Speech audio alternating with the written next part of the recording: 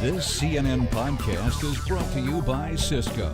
Welcome to a brand new day. Welcome to the Human Network, Cisco.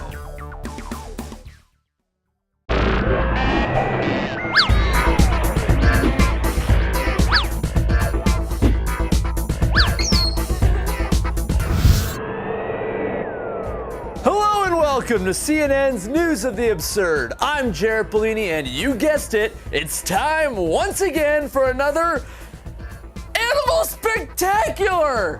We get a lot of animal videos. And this week we start things off with a cat named Rambo, who hopefully won't be drawing any first blood. Inside this West Palm Beach taxi cab. I don't spend a lot of time at home, so I figured to spend time with my cat, the best way to do it is to have my cat come with me. And so they cruise around southern Florida, driving old ladies to bingo, living life in the fast lane. I'm known around town as the cab with the cat. I get that all the time.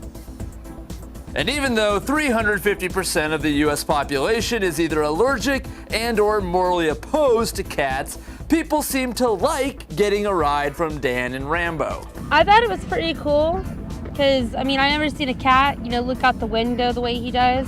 Sometimes I gotta grab a hold of his tail, make sure he doesn't fall, He makes it interesting. As loving to all as he may seem, Rambo does have a limit to his affection. He doesn't like drunk men. Hey, look, it's Garfield. He goes under the seat. He does not like drunk men. I guess most people don't. From riding on land to floating in water, our next story is about a fish and a 17-year-old high school student in Ohio who might forever change the course of marine biology. And we're not just talking about unloading your motorhome septic tank into the Mississippi.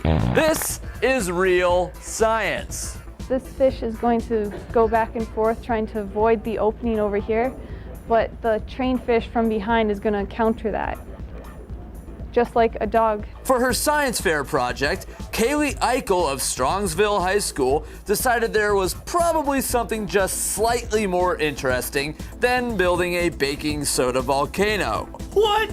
So she decided to train goldfish to herd one another in the direction of food. Okay, that's kind of cool. It demonstrates altruism by guiding the other fish to get the food so all the fish can eat. Thus, quadrupling their entire lifespan to a full 8 hours. It's a very active communication, which was previously unobserved in literature. Stupid books. But while her project was unquestionably impressive, this wasn't just any science fair. This is the Super Bowl of the science world. And as a finalist at the Intel International Science and Engineering Fair in Atlanta, Kaylee actually won a trip to the Nobel Prize ceremonies in Sweden, where she'll have to assemble her own hotel room. Finally, we keep traveling across the globe all the way to Japan, where the owner of an African gray parrot is celebrating the safe return of his feathered friend. I kept the cage door open as he never flew around. Then he climbed out of the cage and suddenly flew out to the sky. Masao Nakamura was devastated when Yosuke flew the coop to have a nice look around Tokyo. A day later, having blown all his yen on designer jeans and karaoke, the parrot gave up his incredible journey and was taken into the police. It was a parrot, so I thought he might speak, so I talked to him. But he just stared at me and ignored me completely. So, eventually brought over to a nearby vet hospital, Yosuke just sat around for 2 weeks before he decided to give himself up. He said, "I am Yosuke Nakamura," following with his detailed address of the city. So I jotted them down quickly. I was so surprised, but it was so clear. I thought that was it. This, of course, officially makes Yosuke smarter than me. Sadly, the same can also be said for an ordinary dish towel.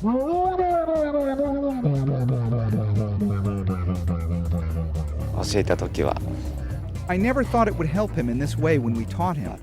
I thought it would not hurt him to know his name and address, but I never thought he would get lost. Well, that's all for yet another Animal Spectacular edition of News of the Absurd. I'm Jared Bellini, reassuring all those kids who made baking soda volcanoes that the world is run by C students. Don't forget that. I'm dumb.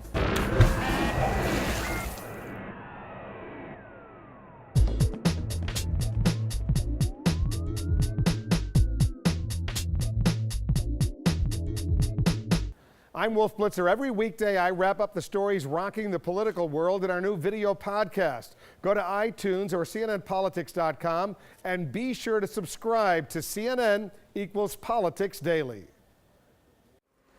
Hello and welcome! Ow, I bit my cheek. Ow. That hurt.